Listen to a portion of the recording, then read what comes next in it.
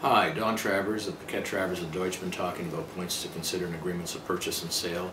And one of the most important points from a buyer's point of view are conditions. What are the relevant conditions that a buyer should have in every agreement of purchase and sale?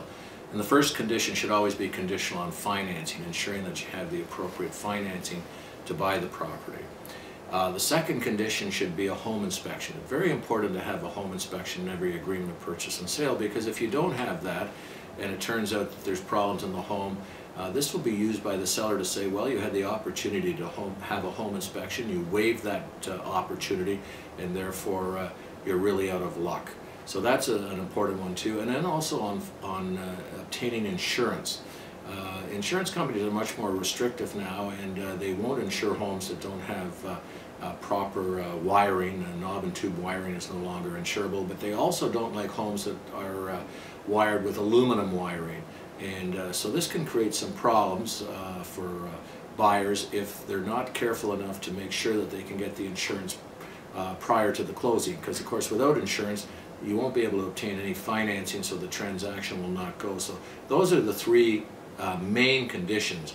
There should also be conditions if there's any question about environmental contamination.